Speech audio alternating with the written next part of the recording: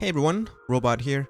In this video we'll talk about how to maximize the amount of blood points you can score during a match playing as Survivor by understanding the categories where those points come from, identify when you've maxed out a category, and the strategy and perks you can use to help you get as many blood points as you can by the end of a match.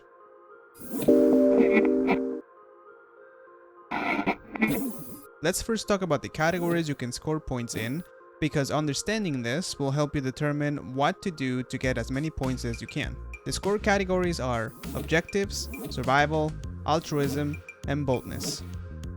Let's dive into the score events for each category. And there's a lot, so bear with me. But if you're already familiar with these or don't care for the examples I'm about to share, you can use the timestamps in the video description below to jump to the next section. In-game special events usually grant bonus points for actions during a trial, but I won't cover those in this video. For the following examples, pay attention to the left-hand side of the screen for the score event description and to the upper right corner for the score event prompt.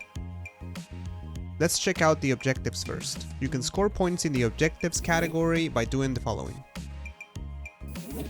Unlocking chests, doing co-op actions, repairing gens with others, completing skill checks, doing gens, or sealing demos portals, escaping through hatch.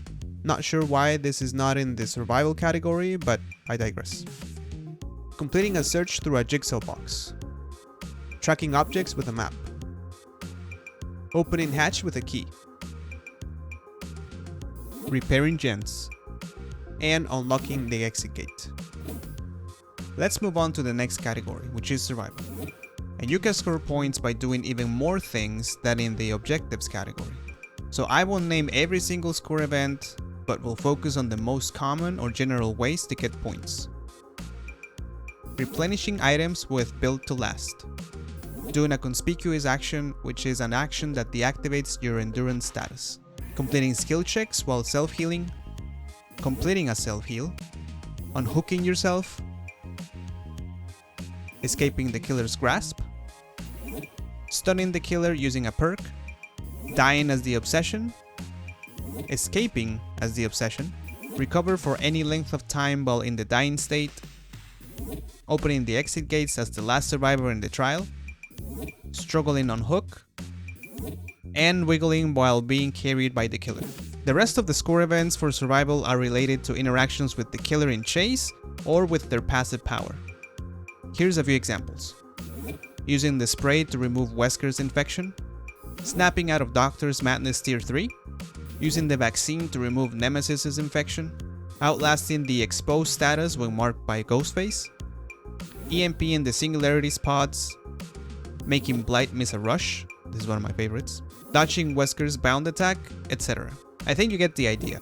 Essentially, you get points by getting into chases and interacting with the killer. The next category is Altruism, and here are some examples of the score events. You get points when one of your teammates DCs, completing a gen or being near an injured survivor, healing a survivor with another survivor as a co-op action, distracting the killer while they're in chase with another survivor, doing skill checks while healing others, the action of completing a heal on another survivor, unhooking other survivors, taking protection hits, rescuing another survivor from the killer's grasp, finding another survivor in the trial for the first time, using Wesker's spray on another survivor, breaking the Cenobite's chains off another survivor, EMPing another survival's pod, using For the People, freeing survivors of traps, using Nemesis's vaccine on another survivor, and waking up another survivor from Freddy's Dream World. The last category is Boldness. This is another category that has a lot of score events, so we'll focus on the most common and general ways to score points. Spending time in basement, running near the killer, leaving a locker inside the killer's terror radius, blessing or cleansing a totem, getting chased, escaping a chase, sabotaging hooks, stunning the killer by any means, dropping pallets mid-chase, blinding the killer, resetting pallets, one of my favorites, and vaulting mid-chase. I divided Boldness into two other subcategories to group the score events a little better. The first subcategory has to do with leaving the match with the killer's belongings, like the Singularity's pods, or the Cenobite's Lament configuration. I thought that leaving the trial with a Sadako tape would also give you points, but when I tried this, I didn't get the score event prompt. And the other subcategory has to do with disabling the killer's power, such as Trapper's Traps, picking up the Cenobite's Lament configuration, blinding Nemesis's zombies, crushing Victor, etc. Okay, that was a lot of information. And as you might have already figured out, getting as many points as you can depends also on the killer you're playing against, especially when it comes to the boldness and survival categories. So next, I'll give you tips on what areas to focus on no matter who you're playing against. The first tip is to keep track of when you've maximized blood points in each category. When the score event prompt shows up on the top right corner of your screen, check the circle represented by 4 quadrants and the logo category. Each of the quadrants represents 2500 blood points, and when the 4 quadrants are full for that category, that means you've maxed it out and have 10,000 blood points in the bag. The maximum amount of blood points you can get in a match is 40,000, made up of 10,000 for each scoring category. You'll also see the word max if you continue scoring points in a category you've already maxed out. When you see you can't score any more points in one category, you can focus on another one. Now let's talk about some tips and information you can use to focus on certain actions that can help you score points as efficiently as possible. Let's cover the objectives category first. Number 1. Repair gens and try to get as many great skill checks as you can. Each great skill check will give you 300 blood points, while good skill checks will only give you 50. There's no cap on these, so take advantage of those skill checks when they show up. Number 2. You score 12.5 blood points for every 1% repair progress on a gen. 1% progress on a gen is equal to 1 second of repair time when you're not using any toolboxes or perks to speed up the progress. If you repair gens with another survivor, which falls into the co-op action score event, you score 25 blood points instead of 12.5. Number 3. Fully unlocking an exit gate gives you a max of 1250 points as well. Same as with the gen repair action, the action of unlocking an exit gate gives you 12.5 blood points for every 1% of unlocking progress. Number 4. The 2 actions that single-handedly give you the most points in the objectives category have to do with hatch. The first one is the action of escaping through hatch gives you 2500 blood points. And opening hatch with a key gives you 2000. Hatch points are not as common since it's hard to find it, but if someone brings a hatch offering to spawn it in the main building or by shack, and you happen to be the last survivor alive, you have a better chance to claim those points. Remember though, if the killer is paying attention to the offerings, he'll also know when someone brings this offering and may beat you to it. Also, if you've had a chance to repair gens, chances are by the time you get to the end game, you've already maxed out or are close to maxing out points in the objectives category. So in my opinion, if you get the chance, you're better off securing objectives points before getting to endgame. The next category is survival. I'd say this is one of the hardest ones to score points in, but there are a couple of things you can do to help you score points relatively easily. Number 1. Equip a perk that gives you a higher chance of becoming the obsession. The reason for this is because if you escape as the obsession, you get 1500 points in the survival category. And even if you die as the obsession, you get 1000 blood points just for dying.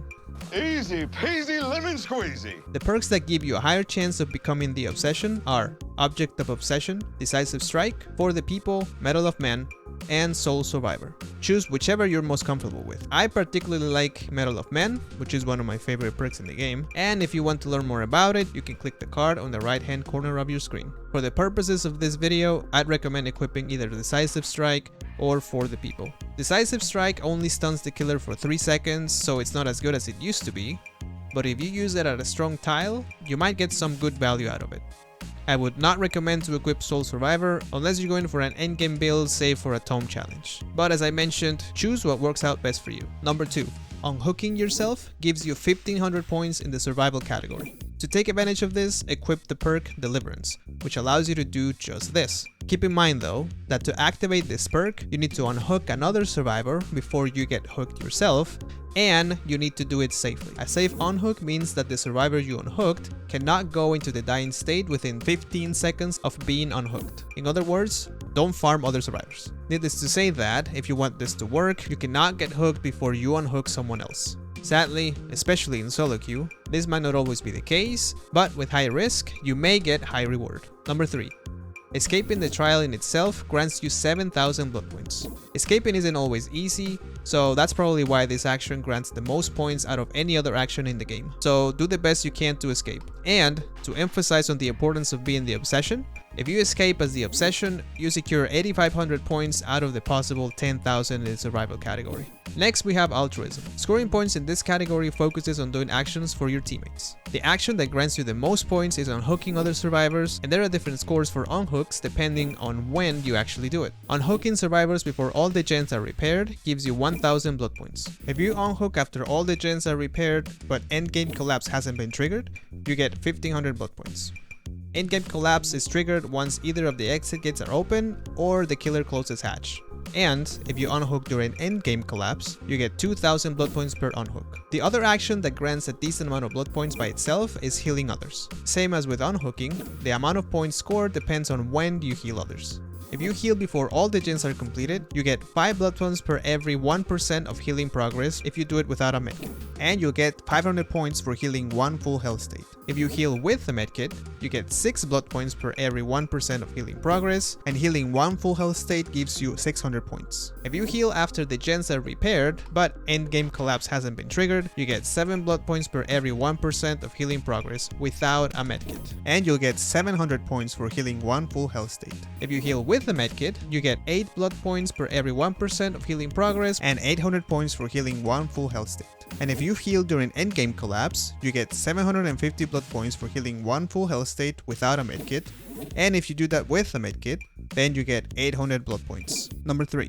If you want to spice things up, you can equip the perk No One Left Behind, which becomes active once the endgame collapse is triggered. Once this perk is active, it gives you 100% additional blood points for healing and unhooking other survivors. It also gives you a 50% bonus action speed when healing and unhooking others. Not just that, but when you unhook a survivor, they gain a 7% haste for 10 seconds. It also reveals the auras of all survivors to you. I think you can max out the Altruism category without using this perk, but I decided to include it here in case you prefer to get the killer to chase you or do any of the other actions in the other categories earlier in the game and want to help your teammates at the end of the match. Keep in mind though that you won't have a lot of time to do many altruistic deeds since endgame collapse has a timer of 2 minutes after triggered. The only events that can delay the timer to half speed is whenever a survivor is in the dying state, on a hook, or a cage of atonement. Number 4. The other action that can give you a good amount of blood points is stunning the killer while they're carrying another survivor. This core event is called Killer Grasp Rescue, and you can do this using a flashlight or flashbang, the perk Head-On, or a pallet.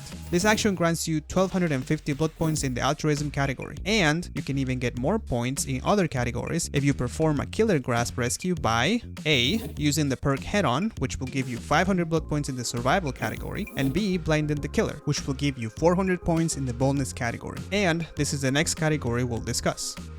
Boldness is the last category, and in my opinion is the most fun. As mentioned earlier, to score points in this category, you'll need to interact with the killer in chase, mess with their totems, or temporarily disable their power. Here are a few recommendations to help you score points in this category. Number 1. Cleanse a Dull Totem, which will give you 1,000 blood points. Cleanse a Hex Totem, which will give you 1,500 blood points. Or Bless a Totem. You can either bless a Dull or a Hex to get 1,500 blood points. To take advantage of this last one, Blessing a Totem, you can equip any of the boon perks, but my recommendation is to equip Circle of Healing. Number 2. I've grouped up the next few actions because they all can happen while you're in chase, with the exception of just one. Practice these to try to get as many boldness points as you can. Stunning the killer with a pallet gives you 1,000 blood points. Quite a bit of blood points for a single action. It's not always easy, but with practice you'll be able to time this right. Getting chase gives you 40 blood points per second. A chase ends when any of the following happens. The killer decides to stop chasing you and leaves you. The killer hits you and takes 1 health state.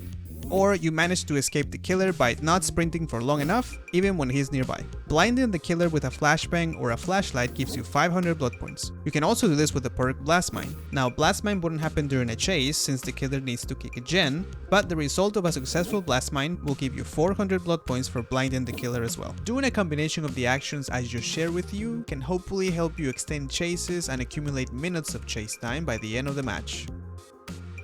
And believe it or not, we've reached the end of this video.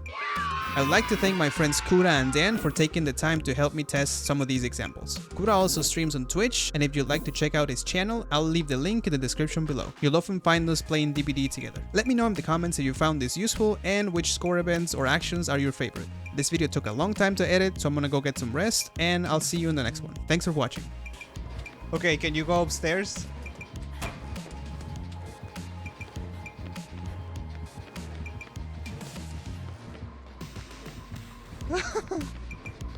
I might make it.